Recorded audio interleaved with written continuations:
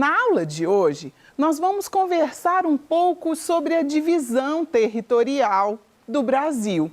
Então, nas últimas aulas a gente conversou sobre cartografia, conversamos um pouco sobre os povos que deram origem ao povo brasileiro e hoje vamos conversar então sobre o território e por que o nosso território tem essa divisão. E antes da gente iniciar mesmo, o que então que vamos construir juntos? Vamos reconhecer as unidades político-administrativas que formam o Brasil. Vamos conversar um pouco sobre os nossos estados e sobre o Distrito Federal. Vamos identificar a posição da nossa unidade federativa, Minas Gerais, no mapa do Brasil. E vamos também ler e interpretar alguns mapas políticos. E aí, eu já te convido a relembrar comigo o que a gente definiu nas outras aulas como mapa político. Lembra que mapa político é algo semelhante a esse mapa do Brasil, e aí a gente pode ter mapas políticos mundi, né? Ou seja, um mapa com a divisão dos países. A gente pode ter um mapa político do território brasileiro, como você está vendo aí, né, na nossa imagem. A gente pode ter um mapa político do estado de Minas Gerais, ou seja, o estado de Minas Gerais dividido em municípios. Então, os mapas políticos, eles são utilizados para representar esse território que é administrado por um determinado governo. Se é um país, o governo é o nacional, no nosso caso é o presidente da República. Se a gente pensa as unidades federativas, a gente está dizendo dos governadores. E se a gente pensa o nosso município, a gente está dizendo de uma administração que é feita pelos prefeitos. Então, aqui, eu te convido a observar esse mapa e perceber que cada uma das divisões apresenta uma cor. A gente tem o nome da unidade federativa escrita em caixa alta, em letra maiúscula, e a gente tem a sua capital escrita com letra minúscula, né? Só a primeira letra, então, maiúscula. Se você olha na legenda, lembra que a legenda é um instrumento importante para a gente compreender o que esse mapa quer traduzir. Embora ele tenha cores, o mais importante aqui é a representação das capitais, da capital do país e dos estados, dos limites estaduais e dos limites internacionais. Então, aqui a cor é para facilitar a nossa observação desses estados e dessas capitais. E aí eu te pergunto, por que há uma divisão do território brasileiro? Por que então que os governos ao longo da história, eles resolveram fazer essa distribuição desse território que é Brasil em territórios menores? E aí, por que então que a gente faz essa distribuição? Se a gente pensa o Brasil enquanto um país de dimensões continentais, ou seja, somos um país muito extenso. Por que então dividi-lo? O primeiro motivo de dividi-lo é para facilitar a administração desse território. Dividir um território maior em espaços menores, em estados, em unidades federativas, faz com que seja mais viável a administração. Conhecer o público, a população que mora naquele lugar, conhecer as fronteiras, conhecer as paisagens naturais e cuidar de tudo isso se torna mais fácil. Tem um outro motivo também. A nossa Constituição Federal, de 1988, ela traz em seu artigo 1º um termo que faz com que haja essa necessidade dessa distribuição. E aí você deve estar se perguntando, o que diz então a Constituição que fez com que a gente tivesse essa organização político-administrativa? E aí, antes da gente responder a essa pergunta, eu te chamo para reconhecer esse importante documento. ou seja, essa Constituição que é o nosso conjunto de leis aí, né, de uma determinada organização para o nosso país, uma organização que garante a unidade entre os estados, as unidades federativas, os municípios, para essa configuração de país. Então, é a Constituição, a nossa lei maior, que orienta a organização dessas unidades menores, né, os estados e os municípios. E aí a Constituição diz assim no artigo 1º: a República Federativa do Brasil, ou seja, o nome do nosso país é República Federativa do Brasil, ele é formado pela união indissolúvel, ou seja, uma união que não pode ser desfeita. Entre quem? Entre os estados, os municípios e o Distrito Federal. E aí você deve estar meio confuso assim. Por que tem hora que ela fala unidade federativa e tem hora que ela fala estado? Quando a gente fala de estado, o Distrito Federal, ele não é considerado um estado. Por isso que a gente tem o hábito de dizer as unidades federativas do Brasil. Porque quando a gente diz unidade federativa, a gente diz dos 26 estados mais o Distrito Federal. E aí, aqui, isso vai ficar mais claro, né? Tem esse organograma aí que apresenta para nós essa divisão. Então, quando a gente fala daquela união indissolúvel, a gente está dizendo de um país, Brasil, que foi dividido em 27 unidades federativas, que são os 26 estados mais o Distrito Federal. Aqui, quando a gente fala dos estados, os nossos estados brasileiros, eles são divididos em unidades menores, que a gente chama de municípios. Hoje, temos no Brasil 5.570 municípios. Lembrando que o nosso estado, Minas Gerais, é o estado com o maior número de municípios. Temos 853 municípios no nosso território.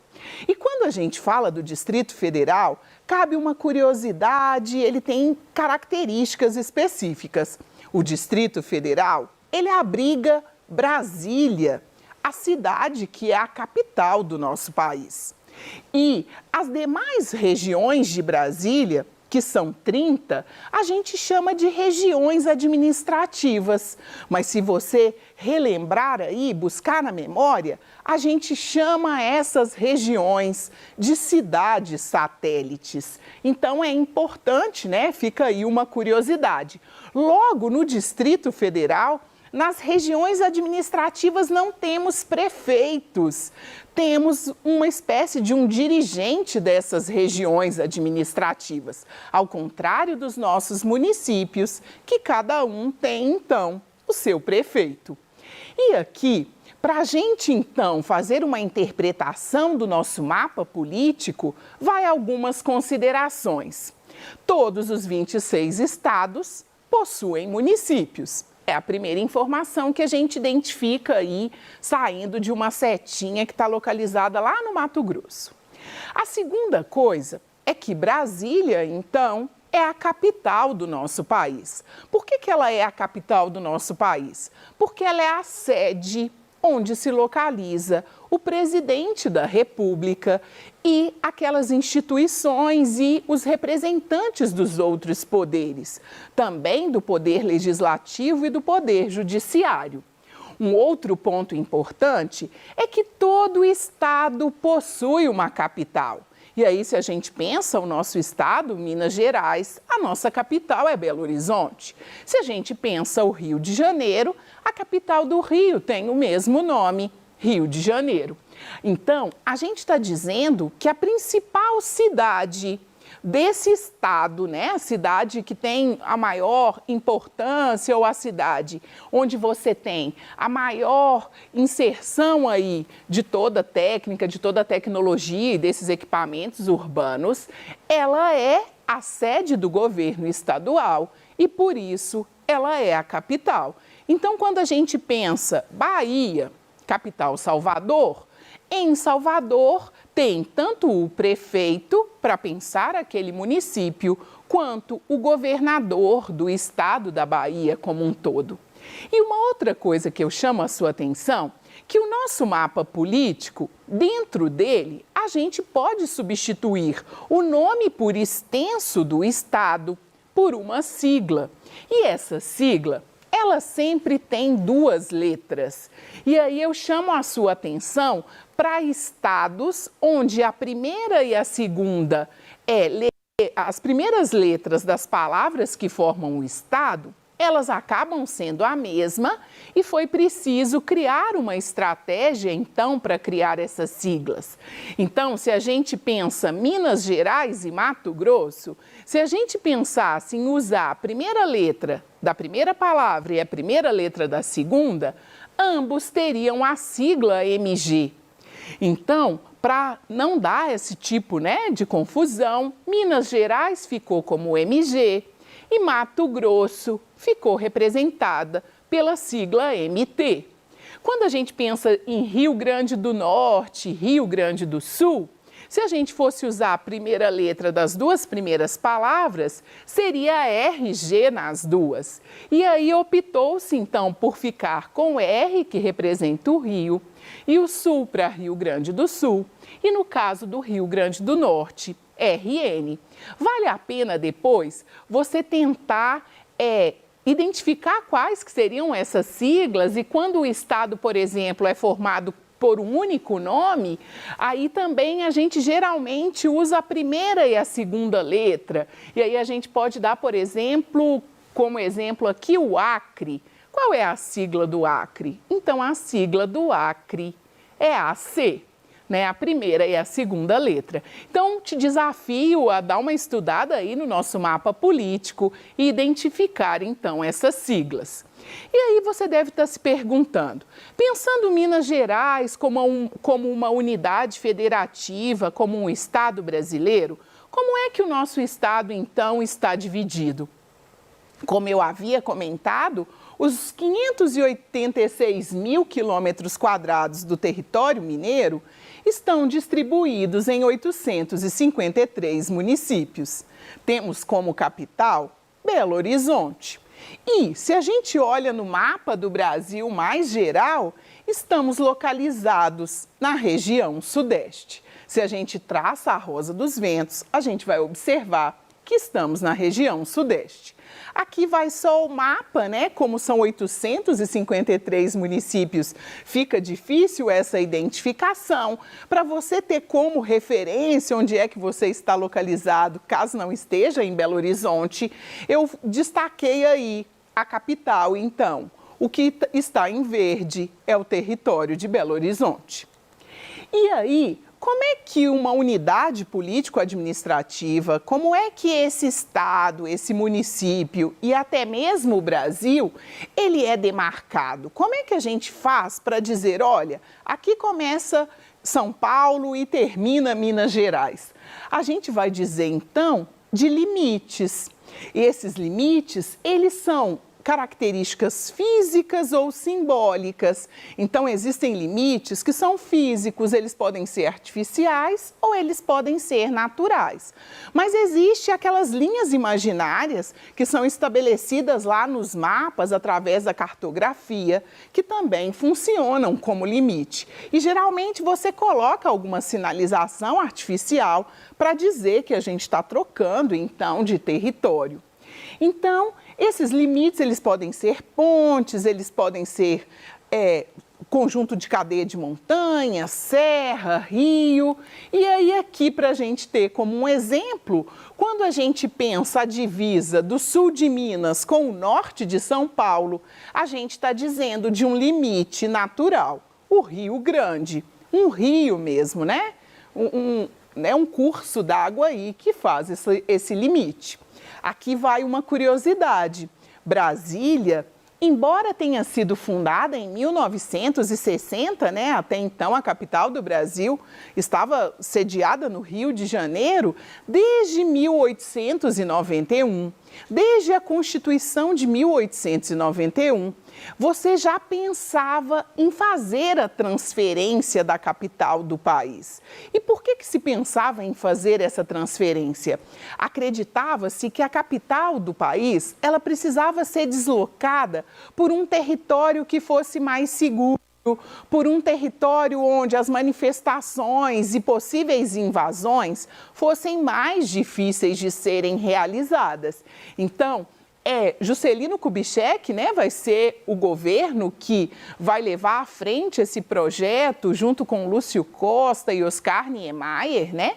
Vão dar origem àquela cidade planejada, construída num formato de um avião, a parte central dessa cidade, né? Asa leste, a asa norte, a asa sul e aí o corpo do avião. Mas então é bem anterior o desejo de se construir uma capital em um outro espaço, e aí escolheram o Planalto Central.